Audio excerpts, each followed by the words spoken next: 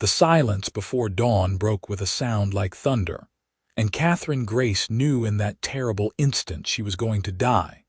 She had been awake for hours, listening to the snow pile higher on the roof of her small cabin outside Florence, Arizona. The winter of 1883 had been brutal beyond anything the old-timers could remember. Snow in the Arizona Territory was rare enough, but this blizzard had raged for 3 days straight, transforming the desert landscape into something unrecognizable. Katherine had watched through her frosted window as the drifts climbed higher against her walls, as the weight above her head grew heavier with each passing hour. She had tried to push the snow off with a broom through the door, but the cold had driven her back inside, and the accumulation was too much for one woman alone. The cracking sound came first, a sharp report that echoed through the single room. Katherine jumped from her chair near the dying fire, her heart hammering against her ribs. She looked up at the wooden beams overhead and saw them bowing inward, saw the places where the supports were beginning to splinter. She ran for the door, her boots slipping on the rough floorboards, her breath coming in short gasps. Her fingers had just touched the iron handle when the world came crashing down. The weight hit her like a physical blow, driving her to her knees. Beams and boards and what felt like a mountain of snow cascaded into the cabin, filling the space with choking dust and freezing air. Katherine threw her arms over her head as debris rained down around her. Something struck her shoulder hard enough to send pain shooting down her arm. She tried to crawl forward, but more wreckage fell, pinning her legs, trapping her against the floor. The cold was immediate and shocking, seeping through her wool dress and thick stockings as if they were nothing at all. When the rumbling finally stopped, Katherine found herself in nearly complete darkness. A few thin streams of early morning light filtered through gaps in the wreckage above her, but they only served to show her how thoroughly she was trapped. Heavy wooden beams crisscrossed over her body, and she could feel the crushing weight of snow pressing down from above. She tried to move her legs and found them completely immobilized. Her right arm was pinned beneath a board, but her left was free, and she used it to feel around in the small pocket of space that surrounded her head and upper body. The cold was already seeping into her bones. Katherine's breath came out in white puffs that vanished into the darkness. She knew she had to stay calm, had to think clearly, but panic clawed at her throat. No one knew she was in trouble. The nearest neighbor was the widow Johnson, nearly 2 miles away, and with this snow she might as well have been on the other side of the world. Katherine lived alone, had lived alone for the past year since her father died of fever, leaving her this small homestead and little else. She had been so determined to prove she could make it on her own, so stubborn in her independence. Now that stubbornness might cost her everything. She tried to call out, but her voice sounded small and lost in the wreckage. Still, she kept trying, shouting for help until her throat was raw, until the cold made her teeth chatter so hard she could barely form words. Time passed in a strange, disconnected way. Katherine drifted in and out of consciousness, the cold making her drowsy even as fear kept trying to wake her up. She thought about her father, about her mother who had died when Katherine was just 12. She thought about all the things she had planned to do with her life, all the dreams that seemed to be slipping away with each freezing breath. Somewhere in the distance, she thought she heard a sound. A voice, maybe, or just the wind playing tricks. She tried to call out again, but her voice was barely a whisper now. The cold had wrapped around her like a shroud, and it would have been so easy to just close her eyes and let it take her. So easy to stop fighting and drift away, but something in Katherine refused to give up. She had survived too much already, had fought too hard to build a life here in this harsh territory. She forced her eyes to stay open, forced herself to keep breathing, to keep hoping that somehow, impossibly, someone would come. Clayton Matthews had been riding since before sunrise, pushing his horse through snow that came up past the animal's knees. The gelding was exhausted, blowing hard with each step, but Clayton kept him moving. He had left his ranch outside Florence 3 days ago to check on the line's shack in the foothills, where 2 of his men were supposedly waiting out the storm. The journey that should have taken a few hours had turned into an odyssey through white hell. He had been forced to take shelter in a shallow cave for most of the previous day, huddled with his horse for warmth, waiting for the worst of the blizzard to pass. Now, as the storm finally began to clear, Clayton was trying to make his way back home. At 26, he was young to own a spread as large as his, but he had inherited it from his uncle 2 years back and had been working himself half to death ever since to prove he could run it. He was tall and lean, with dark hair that curled at his collar beneath his hat, and eyes the color of weathered oak. 3 days of riding through the storm had left him frost-bitten and exhausted, but he kept going because that was what you did in this country. You kept going or you died. He was following what he thought was the trail back to Florence when he saw the cabin, or what was left of it. The roof had completely collapsed, leaving just the walls standing like the ribs of some great dead beast. Snow was piled high all around it and over it. Clayton pulled his horse to a stop, staring at the wreckage. He knew this place. It belonged to old Thomas Grace, a homesteader who had died last year.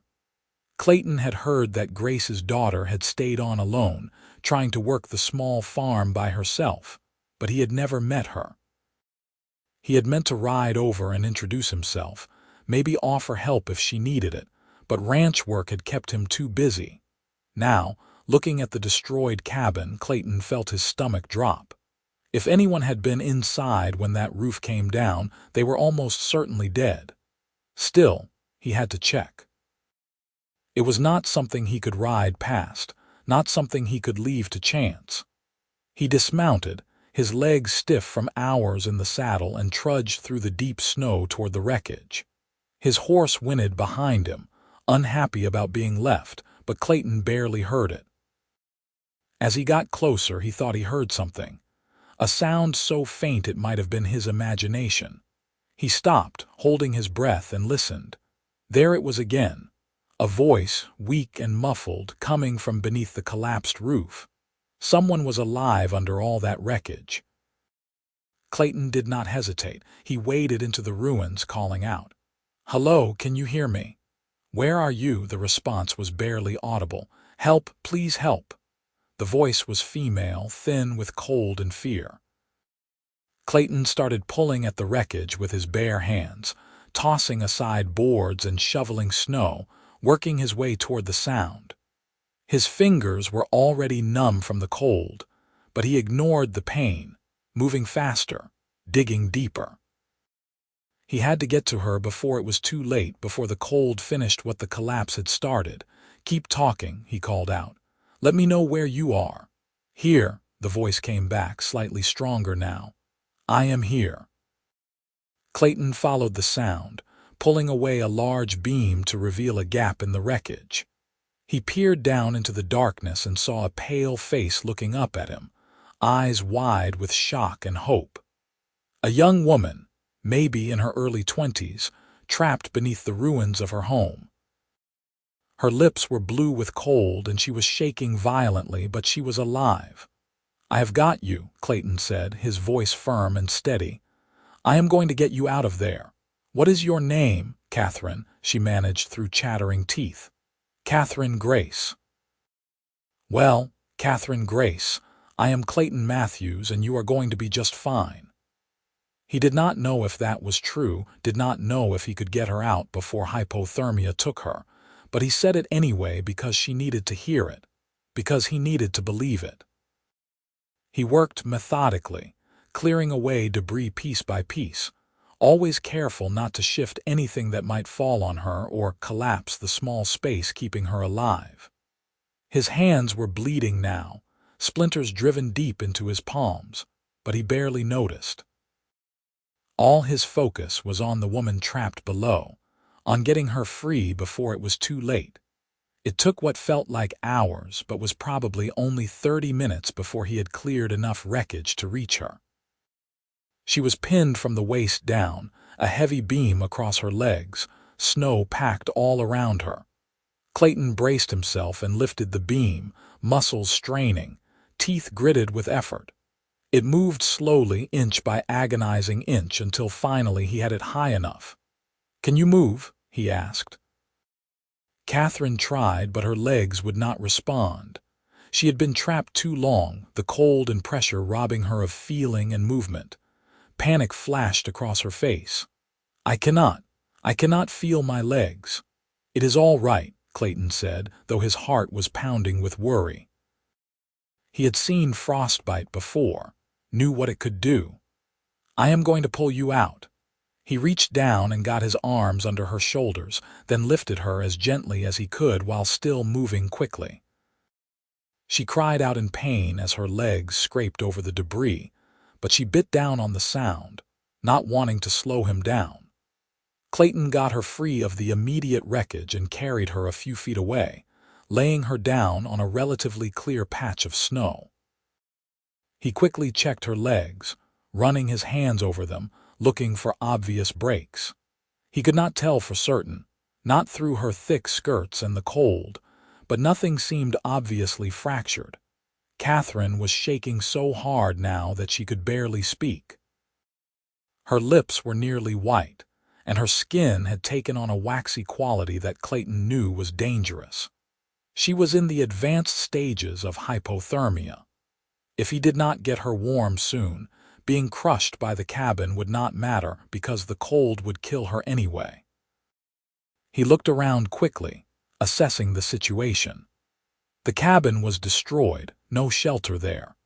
His ranch was at least an hour's ride away, probably more in this snow, and there was no way she would survive the journey exposed to the elements. But there was the line shack, the one he had been heading to in the first place. It was maybe 20 minutes away, closer than his ranch, and it should have supplies, maybe even a fire if his men were there. Clayton made his decision in an instant. He scooped Katherine up in his arms, surprised at how light she was, and carried her to his horse. The gelding shied away at first, nervous from the long ordeal, but Clayton spoke to him in low, soothing tones until the animal settled. Getting Katherine into the saddle was awkward, her body stiff with cold and pain, but he managed it, then swung up behind her.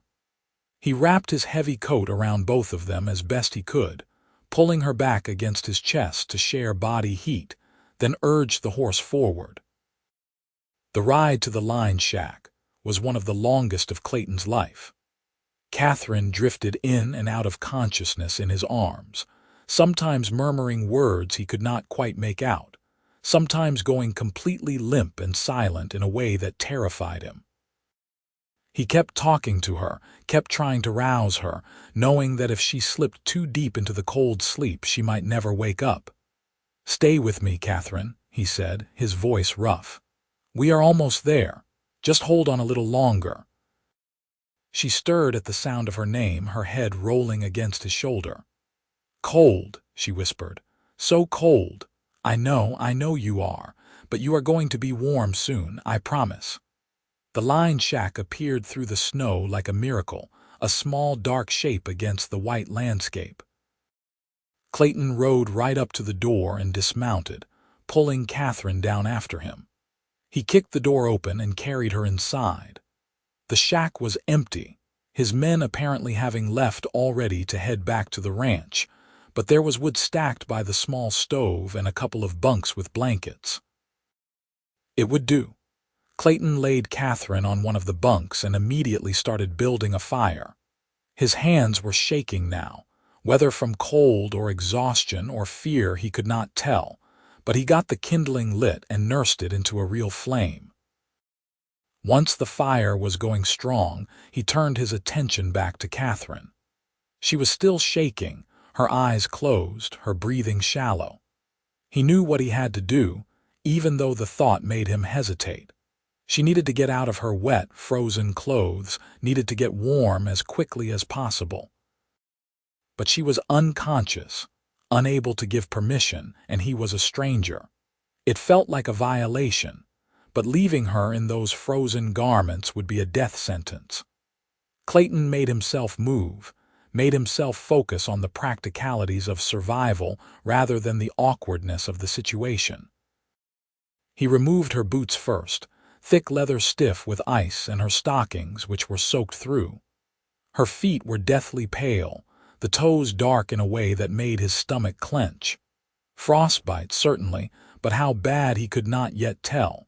He wrapped them in a dry blanket and moved to her dress. The buttons were frozen, and his numb fingers fumbled with them, but he got them open and managed to peel the heavy wool away from her body. Her undergarments were damp too, but he left those, not wanting to strip her completely. It felt like enough of an intrusion already. He wrapped her in every blanket he could find, then added his own bedroll to the pile. The fire was roaring now, filling the small shack with warmth, but Katherine was still shaking, still dangerously cold. Clayton knew there was one more thing that could help, something that might make the difference between life and death, but the thought made him flush despite the cold. Shared body heat was sometimes the only way to bring someone back from severe hypothermia. He had seen it done once, years ago, when a cowhand fell through ice. The man had lived only because his friend had stripped down and held him through the night. Clayton hesitated only a moment longer, then made his decision.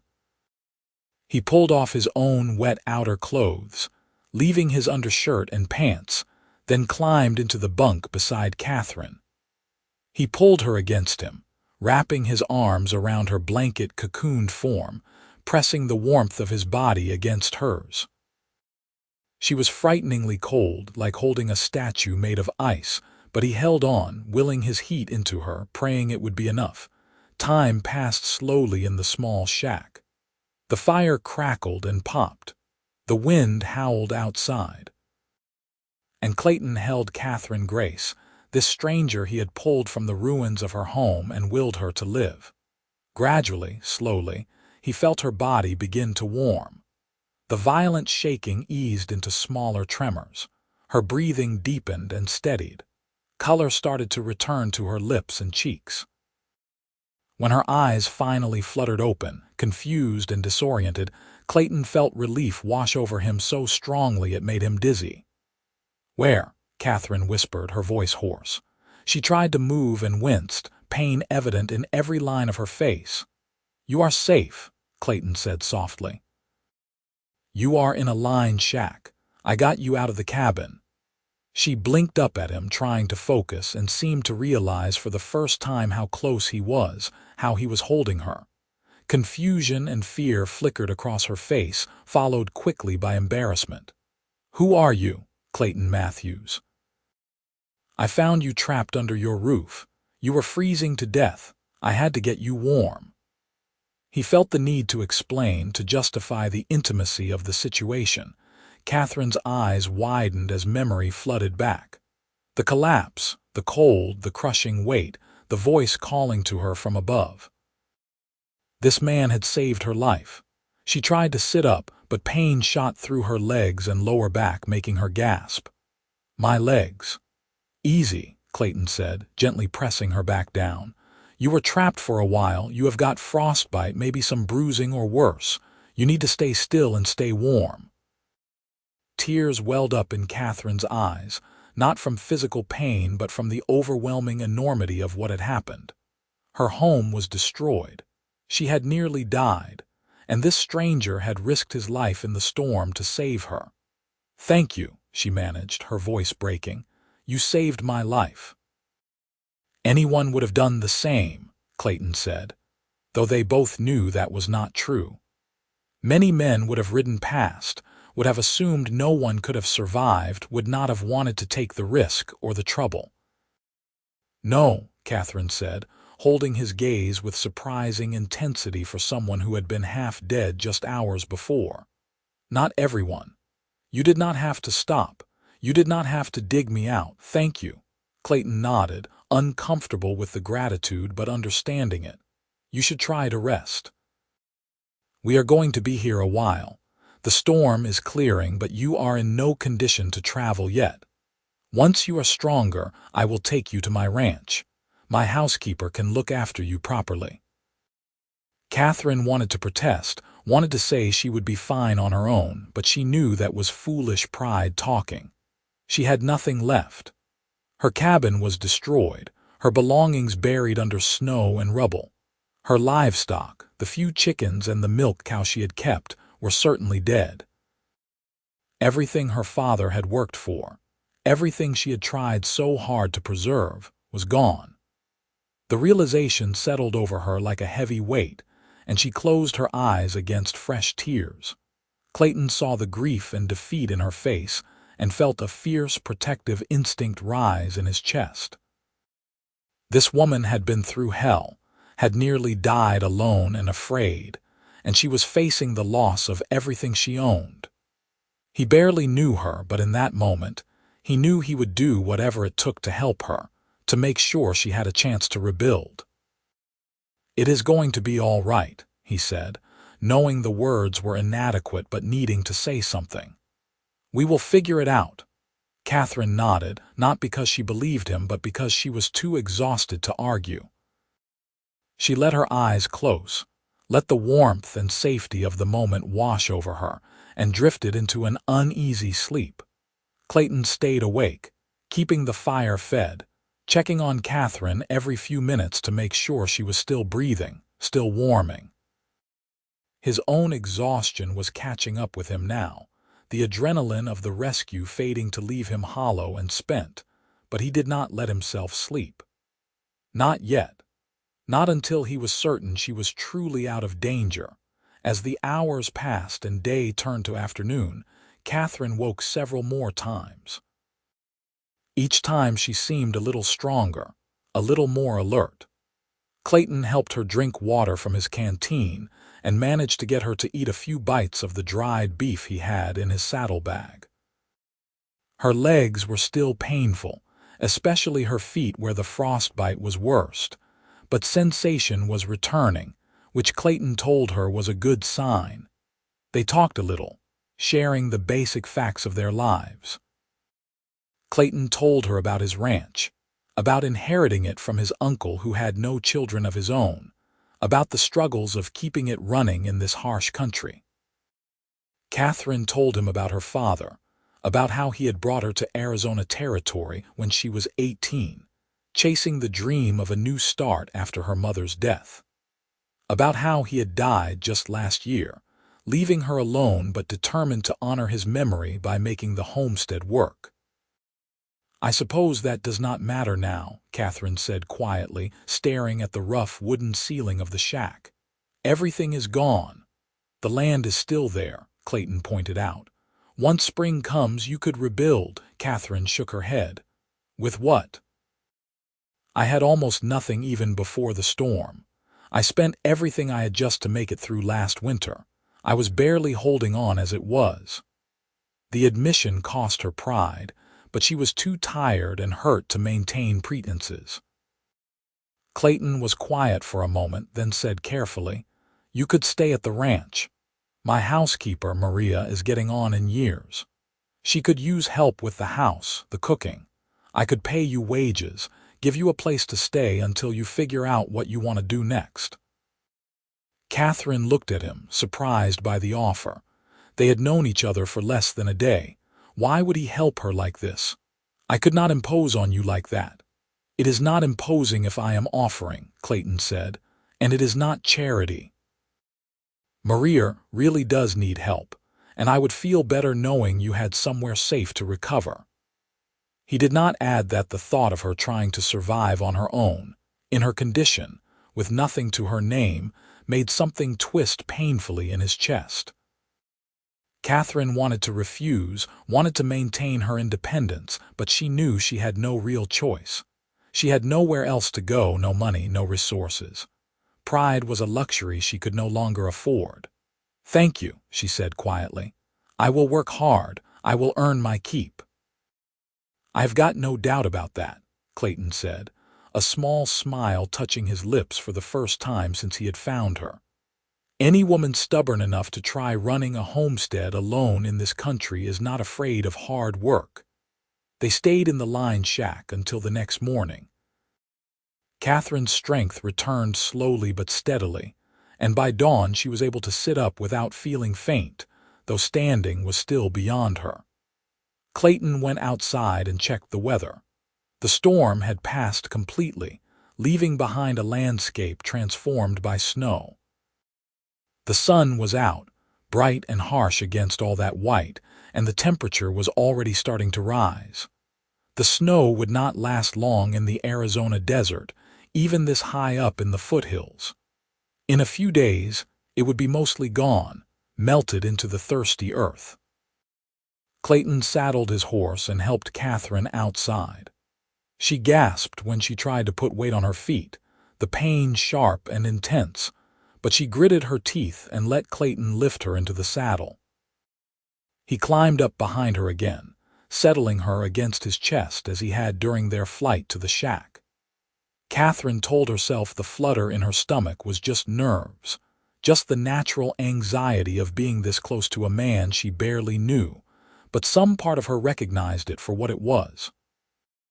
The beginning of something more complicated than gratitude. The ride to the Matthews ranch took most of the morning, the horse picking its way carefully through the melting snow. Katherine dozed against Clayton's chest, too tired and sore to maintain awareness, trusting him to keep her safe. When she woke again, they were riding through a gate and up a long approach to a sprawling adobe ranch house. It was bigger than she had expected, with a wide covered porch and several outbuildings visible beyond. Horses grazed in a corral, and she could see men moving around, going about the business of the ranch. A woman came out onto the porch as they approached, shading her eyes against the sun. She was older, maybe in her 50s, with gray streaked dark hair pulled back in a bun and a sturdy, capable look about her. This had to be Maria, the housekeeper Clayton had mentioned. Clayton dismounted and carefully lifted Katherine down, cradling her in his arms again. Maria hurried over, her face creased with concern. "Dios mío, what happened?" "Her cabin roof collapsed in the storm," Clayton explained. "She was trapped for hours. She has got frostbite and probably some bruising. I need you to look after her, Maria. She is going to be staying with us for a while." Maria nodded briskly, immediately shifting into caretaker mode. "Bring her inside. I will prepare the guest room and get water heating for a bath. Pobrecita, you look half frozen still." Clayton carried Katherine into the house and up a wide staircase to a room that seemed impossibly luxurious after her tiny cabin. There was a real bed with a thick mattress, a wardrobe, a washstand with a porcelain pitcher and basin, and curtains at the window.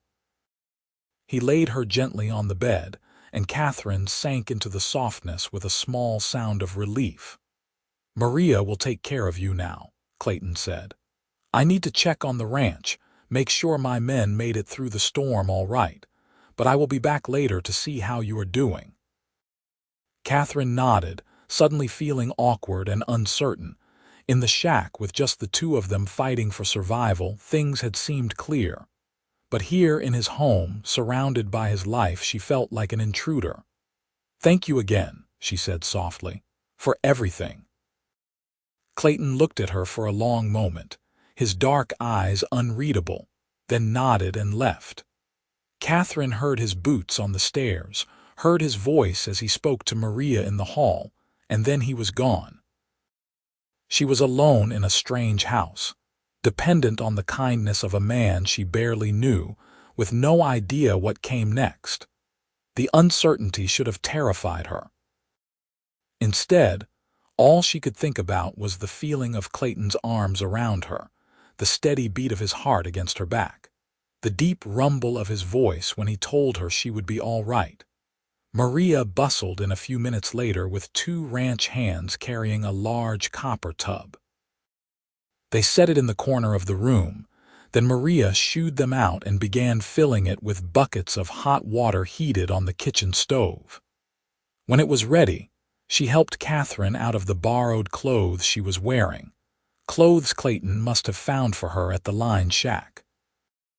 Katherine was embarrassed by her state of undress and by the condition of her body, bruised and battered as it was, but Maria was briskly efficient, no judgment in her weathered face. The bath was heaven and agony at once. The warm water made Katherine's frostbitten feet scream with pain, but it also soothed her bruised muscles and cold, stiffened joints.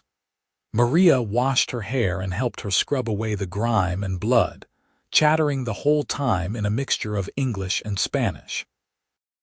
She told Katherine about the ranch, about how Clayton's uncle had built it 30 years ago, about how Clayton had come here as a boy to spend summers and had fallen in love with the territory. She talked about what a good man Clayton was, how hard he worked, how he treated his employees fairly and cared for his animals like they were family. Katherine listened and soaked and tried not to think too hard about anything. By the time Maria helped her out of the tub and into a clean nightgown, she was exhausted again.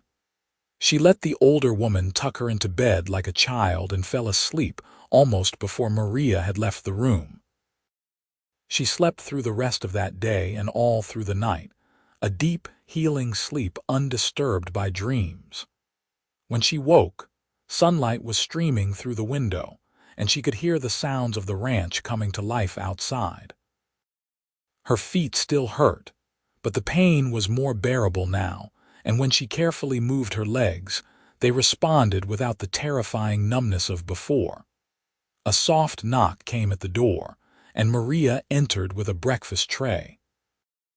There were eggs and bacon, fresh bread with butter and jam, and strong coffee that smelled like heaven. Katherine's stomach growled, reminding her that she had barely eaten in days. She sat up carefully and let Maria settle the tray across her lap. "How are you feeling, Majida?" Maria asked, her eyes kind. "Better," Katherine said honestly. "Still sore, but better. Good. Clayton wanted to know as soon as you woke. He has been worried, checking on you every few hours even though I told him you just needed rest." Something warm unfurled in Katherine's chest at that information, but she pushed it down.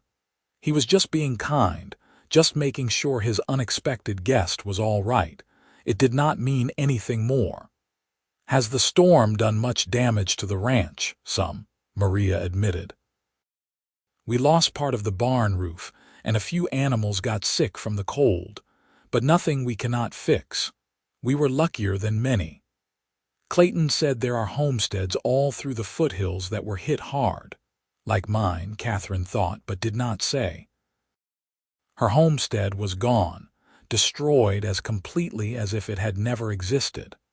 The thought should have devastated her, but instead she felt almost numb about it. Maybe it was too big to process yet, or maybe some part of her was secretly relieved. She had been fighting so hard for so long, barely surviving, and now the decision about what to do next had been taken out of her hands.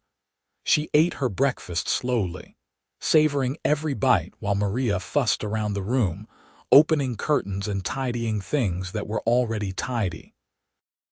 When the tray was empty, Maria took it and left, promising to bring some salve for Katherine's feet later.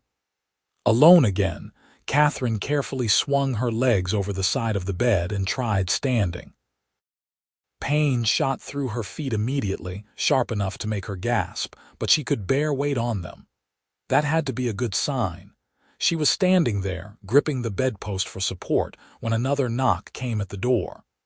"Come in," she called, thinking it was Maria again. But it was Clayton who entered, hat in hand, looking road-worn and tired. He stopped short when he saw her on her feet. "You should be resting." "I have been resting," Katherine said. I needed to see if I could stand. He crossed the room quickly, reaching out to steady her when she swayed.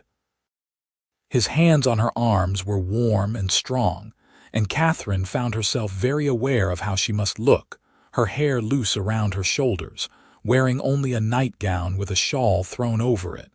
She should have felt embarrassed or vulnerable, but instead she just felt safe. "How do they feel?" Clayton asked, nodding toward her feet. "They hurt," Katherine admitted, "but I can stand on them. That means they are healing, right?" "I think so. Maria knows about frostbite. She said you were lucky, that you might lose a toenail or two but probably will not lose any actual toes." He helped her sit back down on the edge of the bed, then pulled a chair over and sat facing her. "How are you feeling otherwise?" "I am all right. Sore and tired, but all right." Katherine hesitated, then asked, "Did you go by my homestead? Is there anything left?" Clayton's expression grew somber. "I sent a couple of my men over yesterday afternoon. They said the cabin is a total loss. They tried to salvage what they could, but most of it is ruined. They found a trunk that was mostly protected, some clothes and personal items. They brought it back here for you." Katherine nodded slowly, trying to process the finality of it. Everything was truly gone. What about the livestock? The cow was dead, frozen in what was left of the lean-to. They did not find the chickens, but I would not hold out hope. He paused, then added gently, "I am sorry, Katherine. I know that place meant a lot to you." "It was my father's dream," Katherine said softly. "I was trying to keep it alive for him, but maybe it was never meant to be. Maybe I was just being stubborn, trying to hold on to something that was already gone." Clayton reached out and took her hand, the gesture surprising both of them. "There is nothing wrong with fighting for what matters to you. You did not fail. The storm did not care about determination or willpower. What happened was not your fault." Katherine looked down at their joined hands, at his calloused fingers wrapped around hers, and felt tears prick her eyes. She had been holding everything in so tightly, trying to be strong, and his kindness threatened to break through all her defenses. "I do not know what I am going to do now." "You are going to stay here and heal," Clayton said firmly. "And then we will figure out the rest together. I meant what I said about you helping Maria. I could use someone I trust looking after the house, and Maria is not getting any younger. She will never admit it, but the work is getting harder for her." "You do not even know me," Katherine pointed out. "How do you know you can trust me?" "I know you were brave enough to dig yourself out of that wreckage and keep calling for help even when you must have thought no one was coming. I know you were trying to run a homestead alone, which means you are not afraid of hard work. And I know," he paused, seeming to search for words, "I know that from the moment I heard your voice under that rubble, something in me said I had to save you. Not just because it was the right thing to do, but because I could not stand the thought of you dying alone and scared. Maybe that does not make sense, but it is the truth." Katherine's heart was beating too fast. She did not know what to say to that, did not know how to respond to the raw honesty in his voice. So instead, she just squeezed his hand and whispered, "Thank you. For everything." They sat like that for a long moment, hands joined, eyes locked, something unspoken but powerful passing between them. Then Clayton seemed to remember himself and pulled away, standing abruptly. "I should let you rest more. Maria will bring you lunch later, and if you feel up to it, maybe you can come downstairs for dinner tonight. It would do you good to move around a little." Katherine nodded, suddenly bereft at the loss of his touch. "I would like that." Clayton left, and Katherine lay back on the bed, her mind whirling. She barely knew this man, had spent less than 2 days in his company, but already she felt drawn to him in a way that both thrilled and terrified her. She told herself it was just gratitude, just the natural bond that formed between someone who had saved a life and the person they saved. But deep down, she suspected it was more than that. There had been something in the way he looked at her, something in the careful way he touched her that spoke of deeper feelings. Or maybe she was just imagining it, projecting her own confused emotions onto him.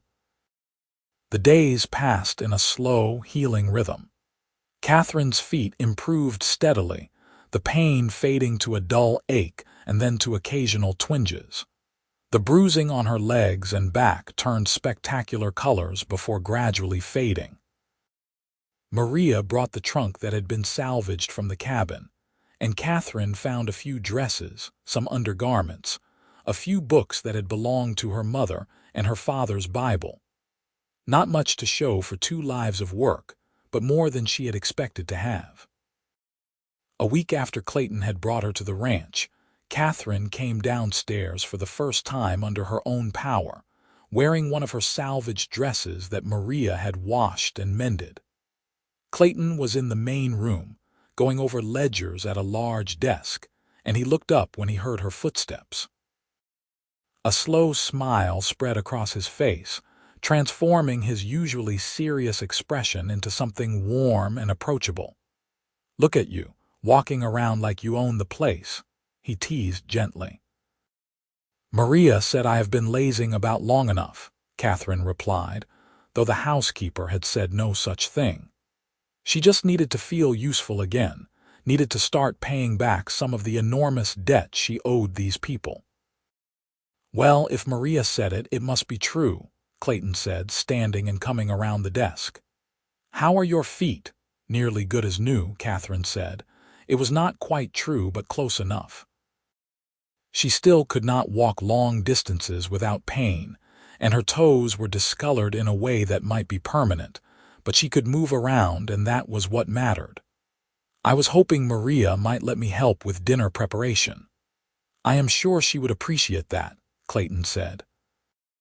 Then, seeming to make a decision, he added, "Actually, I was about to take a walk around the property, check on some things. Would you like to come with me? The fresh air might do you good, and we would not go far." Catherine nodded eagerly, grateful for the excuse to spend more time with him. She had seen Clayton only in passing over the last week, brief moments when he checked on her or joined them for meals. He was always polite, always kind, but he kept a certain distance, as if he was being careful not to impose on her or make her uncomfortable. She appreciated the consideration, but part of her wished he would drop the formality, would talk to her the way he had in the line shack when it was just the 2 of them fighting to survive. They walked together across the ranch yard, Clayton moderating his long strides to match her slower pace. He showed her the barn, where horses nickered and stamped in their stalls, showed her the chicken coop where fat hens scratched and pecked, showed her the gardens that Maria kept and that were now buried under rapidly melting snow. He explained how the ranch worked, how they raised horses and cattle, how they sold stock to the army and to other ranches, how it was hard work but rewarding. Catherine listened and asked questions, genuinely interested. She had run a much smaller operation, but she understood the rhythms of ranch life, understood the constant work and worry. She found herself offering suggestions here and there, things her father had done on their homestead, and Clayton listened with real interest, not dismissing her ideas just because she was a woman. They ended up at a fence overlooking a long valley, the vista stretching out for miles. The snow was nearly gone now, just patches remaining in shaded areas, and the desert was returning to its usual brown and gold. Catherine leaned on the fence rail, breathing in the cold, clean air, and felt something in her chest loosen. She had been so focused on survival, on just getting through each day, that she had forgotten what it felt like to simply be, to exist in a moment without fear or struggle. "It is beautiful here," she said softly. "It is," Clayton agreed, but when she glanced at him, he was not looking at the landscape. He was looking at her. Their eyes met and held, and Catherine felt heat rush to her cheeks. She looked away first, suddenly flustered. "Clayton, "I need to talk to you about something," she said, needing to break the tension before she did something foolish like leaning into him or asking him to kiss her. "I have been thinking about what comes next, about my situation." "All right," Clayton said cautiously. "I know you offered me a position here, helping Maria and working around the house. And I am grateful for that, truly. But I need to know that it is a real job, not just charity. I need to feel like I am earning my place here, not just accepting handouts." Clayton was quiet for a moment, then said, "You saved yourself, you know. When that roof came down, you could have panicked, could have given up. But you did not. You kept fighting, kept calling for help even when it must have seemed hopeless. That kind of strength is rare, Katherine. I would be proud to have you working on this ranch, not as charity but because I genuinely believe you would be an asset." His words warmed her more than the sun on her face. "Then I accept. I will work hard, I promise. I will do whatever Maria needs and more if I can." "I believe you," Clayton said simply. They stood there together, shoulders almost touching, looking out over the valley. Katherine felt something shift between them, some invisible line being crossed. They were not just rescuer and victim anymore, not just rancher and employee. They were something more, something that did not yet have a name but that thrummed in the air between them like a living thing. Over the following weeks, Katherine settled into life on the Matthews ranch. She worked alongside Maria in the big ranch house, cooking and cleaning and mending. She helped with the chickens and gathered eggs, started planning the spring garden with Maria, learned how the household ran. The work was hard but satisfying, and for the first time in longer than she could remember, Katherine did not go to bed each night exhausted and anxious about how she would make it through the next day. There was security here, structure, and slowly she began to let herself relax into it. She also spent more time with Clayton. He would seek her out in the evenings after the day's work was done, and they would sit on the porch together, talking as the sun set and the stars came out. They talked about everything and nothing, sharing stories from their pasts, discussing books they had read, debating politics and religion and philosophy. Katherine discovered that Clayton was well-read and thoughtful, with a dry sense of humor that surprised her into laughter. He discovered that she was sharp and opinionated, not afraid to challenge him when she disagreed, and he found he liked that about her far more than he probably should. The attraction between them grew stronger with each passing day, an undercurrent to every interaction. A hand lingering too long when he helped her down from a wagon, the way her breath caught when he smiled at her, the electricity that seemed to arc between them when their eyes met across a room. Neither of them spoke of it directly, both dancing around the obvious, but it was there, undeniable and growing. Maria watched their careful courtship with knowing eyes and said nothing, though she smiled to herself as she kneaded bread or stirred stew. She had worked for Clayton for 5 years now, since shortly after he inherited the ranch, and she had never seen him look at a woman the way he looked at Katherine Grace. It was about time the boy found someone, she thought. He spent too much time alone, too much time working himself ragged. He needed someone to share his life with, someone to remind him that there was more to living than just surviving. Spring came to the Arizona territory in a rush of warmth and color. Wildflowers bloomed across the desert, painting the landscape in yellows and purples and reds. The ranch burst into activity as calves were born and horses were trained, and preparations were made for the drive to market. Katherine threw herself into the work, helping wherever she was needed. She was accepted easily by the ranch hands, most of whom were Mexican cowboys who treated her with courtly respect. They called her Señorita Katherine and tipped their hats when she brought them lunch in the fields, and they very carefully did not comment on the way their boss watched her, or the way she blushed when he was near.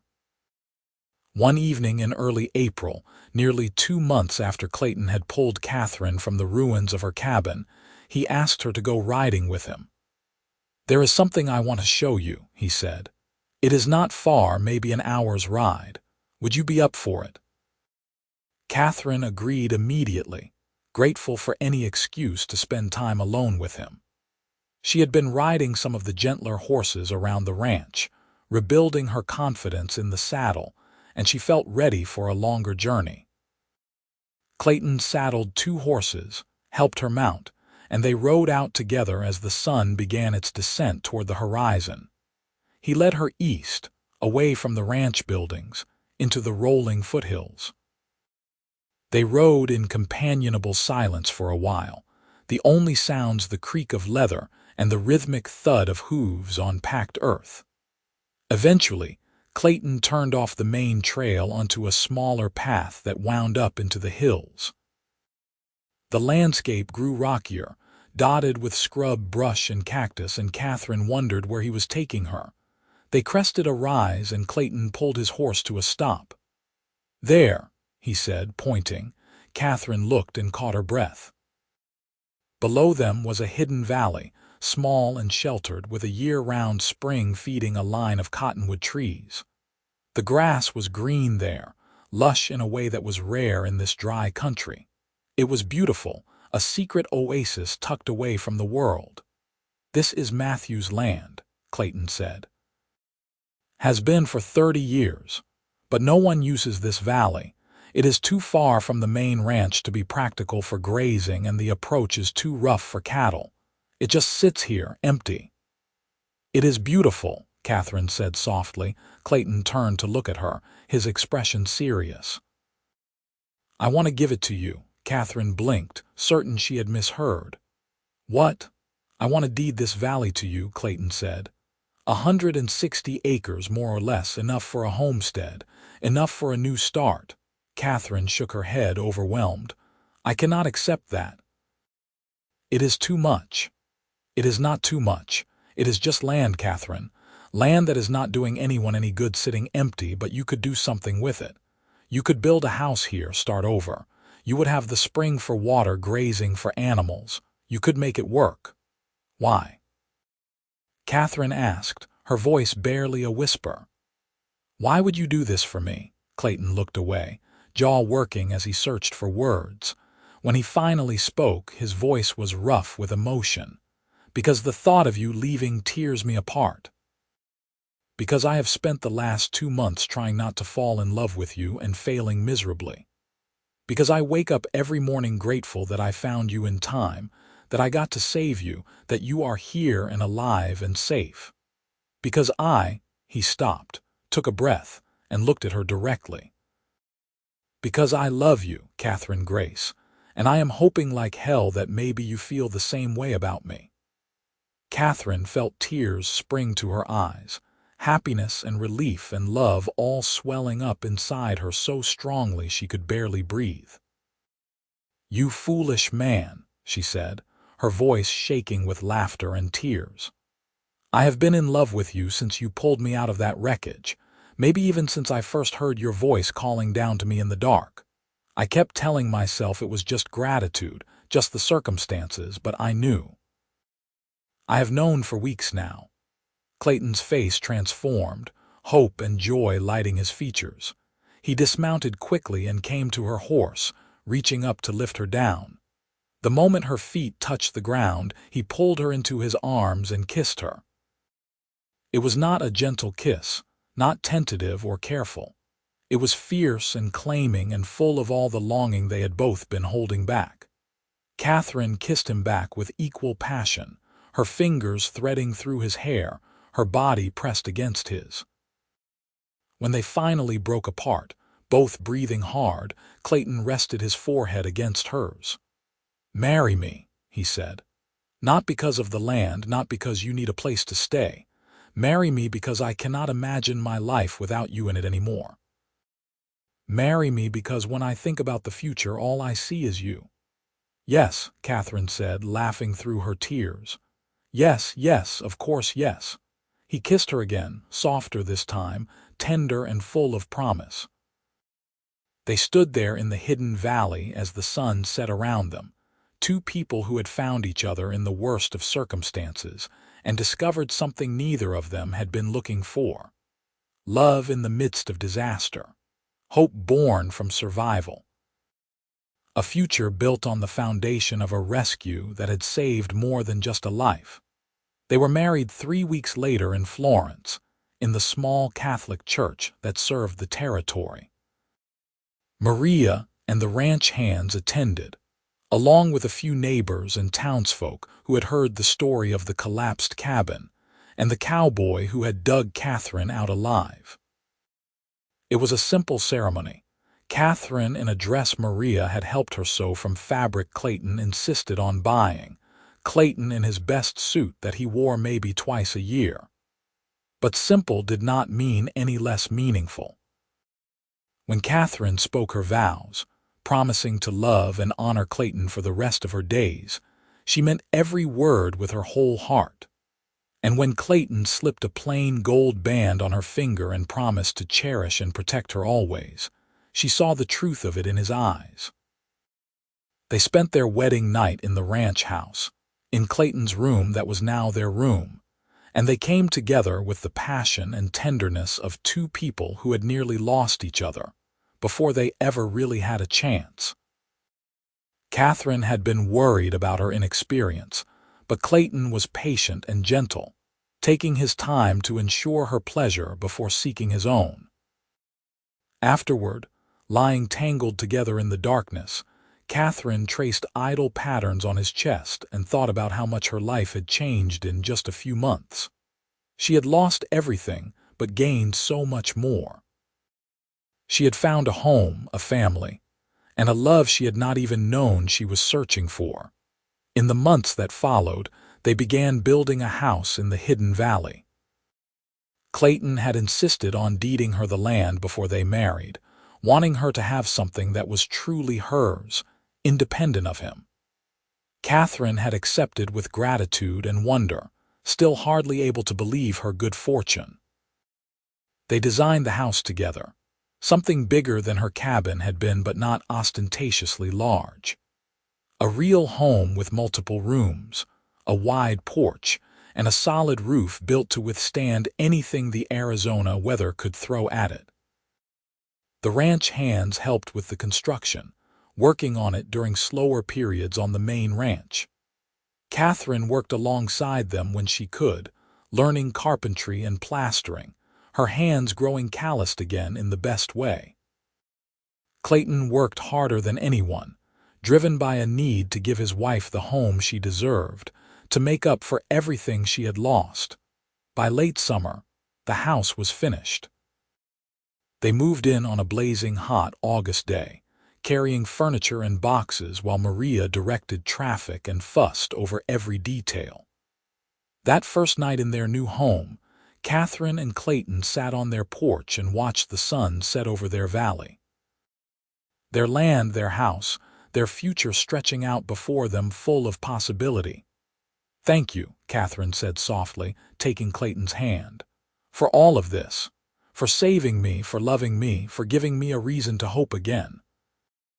"You do not need to thank me," Clayton said, bringing her hand to his lips and kissing her knuckles. "Saving you was the best thing I ever did. You gave me a reason to hope too, Katherine. Before you, this ranch was just work, just something to get through each day.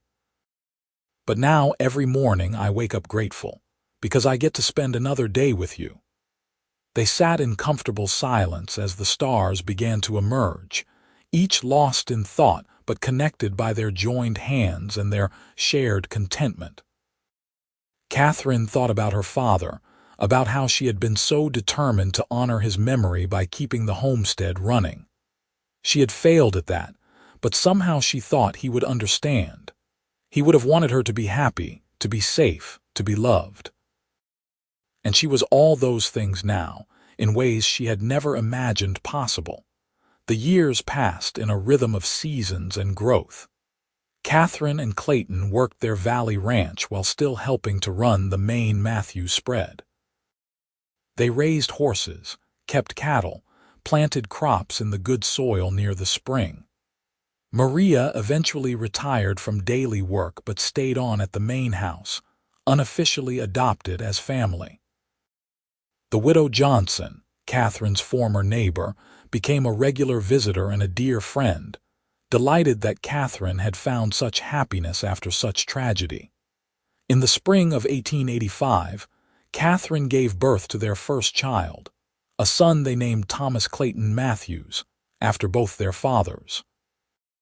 Clayton wept when he held his son for the first time, overwhelmed by the miracle of this tiny life they had created together. Catherine watched her husband cradle their baby with infinite care and fell in love with him all over again. He was everything she had never known she wanted, a partner in every sense of the word. 2 years later came a daughter, Margaret Grace Matthews, named after Catherine's mother. She had her mother's dark hair and her father's serious eyes, and she wrapped both her parents around her tiny finger from the moment she arrived. The house in the valley rang with laughter and noise, with the sound of children playing and growing.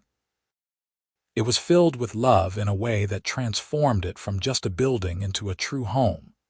Clayton expanded the ranching operation carefully over the years, building it into one of the most successful in the territory. But he never let work consume him the way it might have if Catherine had not come into his life. She kept him grounded, reminded him what mattered, and he loved her more with each passing year. On the anniversary of the day he had found her trapped in the wreckage, they always took time to remember how close they had come to never meeting at all, how much they had to be grateful for. Catherine blossomed in ways she had not known were possible. The frightened, overwhelmed young woman trying desperately to survive alone became a confident rancher's wife, a mother, a pillar of the small Florence community. She had a gift with horses that Clayton recognized and encouraged, and she began training the ranch stock with a skill that earned respect throughout the territory. She was happy in a deep, settled way, the kind of happiness that came from knowing you were exactly where you belonged. On a warm evening in the spring of 1892, Catherine and Clayton sat on their porch watching their children play in the yard. Thomas was 7 now, tall and sturdy, already showing signs of the man he would become. Margaret was 5, quick and bright and full of questions about everything. Inside the house, Maria was preparing dinner, her voice drifting through the open windows as she sang an old Spanish lullaby. "You ever think about that day?" Catherine asked softly, her hand finding Clayton's as naturally as breathing. "The day you found me." "Every day," Clayton admitted. "Sometimes I wonder what would have happened if I had taken a different route home, if I had decided to wait out the storm somewhere else, if I had ridden past your cabin instead of stopping." "Do not," Catherine said, squeezing his hand. "Do not think about that. You did stop. You did save me. And look at everything that came from it." She gestured to their children, their home, their life together. Clayton pulled her close, kissing the top of her head. "Best decision I ever made, digging you out of that snow. Best decision I ever made was saying yes when you asked me to marry you," Catherine countered with a smile. "I seem to recall you said yes before I even finished asking," Clayton teased. "I was not about to give you a chance to change your mind." They laughed together, the easy laughter of people who knew each other completely, who had built a life on a foundation of trust and love and shared hardship overcome. The sun set slowly, painting the sky in shades of orange and pink, and their children's laughter mingled with Maria's singing. It was an ordinary evening, unremarkable in many ways, but it was perfect. It was everything. In 1896, Arizona was still years away from statehood, still wild territory in many ways, but the Matthews Ranch had grown and prospered. Catherine and Clayton now employed a dozen men, ran several hundred head of cattle, and had built a reputation for quality horses that reached beyond the territory. Their children were growing strong and healthy. Thomas already learning the ranching business at his father's side, Margaret showing her mother's gift with animals. They had faced challenges over the years, as any ranch family did. Droughts and disease, economic downturns and difficult seasons. But they had faced them together, partners in every sense, and they had always come through. The bond forged in those desperate hours when Clayton had dug Katherine from the wreckage and fought to keep her alive through that first terrible night had only grown stronger with time and shared experience. Katherine never forgot what it felt like to be alone and terrified, trapped and certain she was going to die. She carried that memory with her, let it inform how she lived her life. She was kinder because of it, more compassionate to those who struggled. She and Clayton made a point of helping neighbors in need, of being the kind of people who would stop when they saw someone in trouble, who would go out of their way to offer a hand up. They raised their children with those same values, teaching them that strength meant nothing if you did not use it to help others. On their 10th wedding anniversary, Clayton surprised Katherine by taking her back to the site of her old cabin. She had not been there since the collapse, had not wanted to revisit that place of pain and loss. But he convinced her to come, and when they arrived, she found he had erected a small marker, a simple stone with an inscription. Here Katherine Grace nearly died, and in being saved, found her life's true beginning. Katherine stood in front of the marker, tears streaming down her face, and felt the last lingering shadows of grief and trauma finally release their hold on her heart. That cabin and everything it represented was part of her story, but it was not the whole story. It was just the beginning, the dark prologue that made the brightness of what came after all the more precious. "Thank you," she whispered to Clayton, who stood beside her with his arm around her waist, "for never letting me forget where I came from, but also for giving me a future worth living for." "I would do it all again in a heartbeat," Clayton said simply. "Dig through a mountain of snow and ice if that is what it took to get to you. You are worth everything, Katherine. Everything." They stood together as the sun set. Two people made one through circumstance and choice, through survival and love. They had been tested by the worst nature could throw at them, and had emerged not just intact but stronger, bound together by shared trial and triumph. The years continued to pass, each one adding new layers to their story. Thomas grew into a fine young man, taking over more responsibilities on the ranch, eventually courting and marrying a rancher's daughter from a neighboring spread. Margaret proved to be a gifted teacher and opened a small school in Florence, educating the children of ranchers and townspeople alike. Katherine and Clayton became grandparents, watching the next generation begin their own stories with pride and wonder.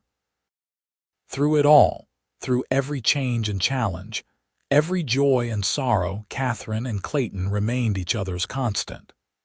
They had been forged together in crisis, their love born from the most desperate of circumstances, and that foundation proved unshakable. They grew old together in the house Clayton had built for Katherine in the Hidden Valley, their love deepening and maturing but never diminishing. On a cool evening in the autumn of 1910, Katherine and Clayton sat on their porch as they had done countless times before. They were in their 50s now, their dark hair streaked with silver, their faces lined by years of Arizona sun and wind. But when they looked at each other, they still saw the young man who had dug desperately through snow and wreckage, and the young woman who had refused to give up hope even in her darkest moment. "You remember what you said to me?" Katherine asked softly. "When you first found me, when I was trapped under all that debris," Clayton thought for a moment, then smiled. "I said you were going to be just fine." "You did not know that," Katherine pointed out. "I could have died from the cold or from my injuries." "But you said it anyway, so certainly, like you could will it into being true." I could not accept any other outcome, Clayton said simply. From the moment I heard your voice, something in me knew I could not lose you. I had not even seen your face yet, did not know your name, but I knew you were important. I knew I had to save you. You did more than save me, Katherine said, taking his weathered hand in hers. You gave me a life I never could have imagined. A family, a home, a love that has sustained me through everything. That collapsed roof was the worst thing that ever happened to me, but it led to the best thing. It led to you. Clayton raised her hand to his lips and kissed it gently, the gesture as natural after nearly 30 years of marriage as breathing. I was the lucky one, he said. I was just a cowboy riding home through a storm. I could have missed you entirely, could have been a few minutes earlier or later and never known you existed. But somehow I was exactly where I needed to be, exactly when I needed to be there. That is more than luck. That is fate. Katherine rested her head on his shoulder, and they sat together as the stars emerged one by one overhead. Their children were grown and building their own lives. Their grandchildren were healthy and happy. The ranch they had built together was thriving, a legacy they would pass down through generations. They had lived a good life, a full life, built on a foundation of that one moment when everything could have gone so differently. The snow that had collapsed Katherine's cabin and nearly killed her had long since melted, soaked into the Arizona earth, vanished as if it had never been. But its effects rippled out through time in ways neither of them could have predicted. That storm, that collapse, that desperate rescue had set in motion a chain of events that created a family, built a ranch, touched countless lives. From tragedy had come triumph. From disaster had come love. From the moment Clayton had heard Katherine's voice calling weakly from beneath the wreckage, both their lives had been irrevocably changed, shaped into something neither could have found on their own. As they sat together in the comfortable silence of long companionship, Katherine thought about the young woman she had been, alone and terrified and certain she was going to die in the cold and dark. She wished she could go back and whisper to that frightened girl that help was coming, that a cowboy with kind eyes and strong hands was already on his way, that she just needed to hold on a little longer. She wished she could tell her younger self that the worst moment of her life was about to become a doorway to the best, that losing everything would teach her what truly mattered, that being saved would teach her how to live. But perhaps it was better not knowing. Perhaps the fear and desperation made the rescue sweeter, made the love that followed more precious. Perhaps you had to nearly lose everything to truly appreciate what you had. Clayton stirred beside her, his arm tightening around her shoulders. "What are you thinking about?" he asked softly. "Everything," Katherine said. "Nothing. Us. How grateful I am that you were stubborn enough to stop at a collapsed cabin in the middle of a snowstorm." "Best decision I ever made," Clayton said, echoing words he had spoken 1,000 times over the years. "Best thing that ever happened to me," Katherine replied, her own familiar response. They stayed on the porch until the night grew cold and the stars wheeled overhead in their ancient dance. Inside the house that love had built, lamps glowed warm and welcoming.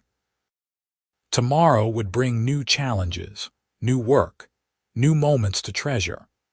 But tonight was perfect just as it was.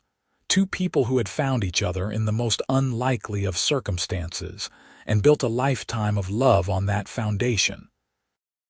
When they finally went inside, Clayton helped Katherine with her shawl and banked the fire while she checked that all the lamps were extinguished. They moved through the familiar nighttime rituals with the ease of long practice, then climbed the stairs to their bedroom hand in hand. In the darkness, they lay together as they had for nearly 30 years, fitting together perfectly, two pieces of a whole. "I love you," Katherine whispered. "I love you too," Clayton replied, Always have, always will. They drifted to sleep in each other's arms, safe and warm and completely content. Outside, the desert night was vast and star-filled, beautiful and harsh and unforgiving. But inside, in the house built on love and survival, there was only peace. Two lives that had intersected in a moment of crisis and had been forever intertwined as a result. Two people who had saved each other in all the ways that mattered. The story that had begun with a roof collapsing under the weight of snow, with a woman trapped and terrified and a cowboy refusing to give up, had become a love story for the ages. It was their story, unique and precious, a testament to the power of courage and kindness and the miraculous way that sometimes the worst moments can lead to the very best outcomes. They had nearly missed each other entirely, had been separated by minutes and miles, and the sheer improbability of their meeting. But fate, or luck, or divine intervention had brought them together, and neither had wasted the gift they had been given. As the years turned and time moved ever forward, the story of Katherine and Clayton became legend in the Florence area. The young woman who nearly died when her cabin collapsed in the freak blizzard of 1883, and the cowboy who dug her out and fell in love with her. It was the kind of story people told around fires on cold nights, the kind of story that gave hope to those struggling through their own hard times. It was proof that miracles could happen, that love could be found in the most unexpected places, that sometimes being saved was just the beginning of the real story. And through it all, through every retelling and embellishment, the core truth remained unchanged. Clayton Matthews had saved Katherine Grace's life that terrible winter day, but she had saved his too, in all the ways that truly mattered.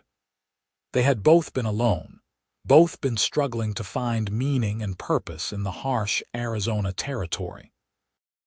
The collapsed roof and desperate rescue had brought them together, but it was their choice to love each other, to build a life together, to honor the miracle of their meeting with the quality of their partnership that had created something truly special. Their love story was not perfect. They had arguments and disagreements like any couple. They faced losses and disappointments, hard seasons and difficult years. But through all of it, they had each other, and that made every burden lighter, every joy sweeter. They had learned in the most visceral way possible how quickly life could change, how precious each moment was, and they never forgot that lesson. It informed how they lived, how they loved, how they raised their children and ran their ranch and treated their neighbors. The house in the hidden valley stood for generations, a testament to what could be built on a foundation of love and survival. The Matthews Ranch prospered and grew, passing from parent to child, each generation adding their own stories to the family history. But the story that started it all, the story of the collapsed cabin and the cowboy's rescue, remained the most treasured, the most told. It was their creation myth, their beginning, and it was never forgotten. Katherine lived to see her great-grandchildren born, to hold them and tell them stories of the old days, of what the Arizona territory had been like when it was still wild and untamed. She told them about their great-grandfather, about how he had been the finest man she had ever known, about how he had saved her life, and then spent the rest of his own making sure she never regretted surviving.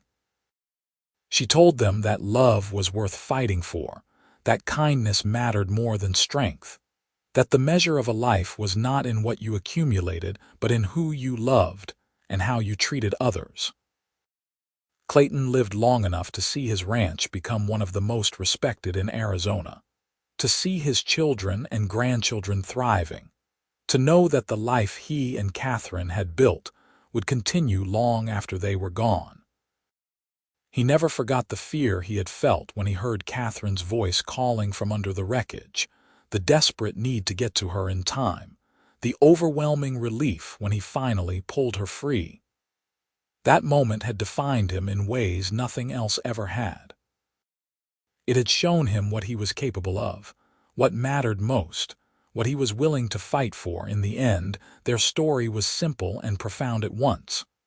A woman trapped by disaster, a cowboy who refused to give up, a rescue that became a love story that became a legacy that touched everyone who heard it.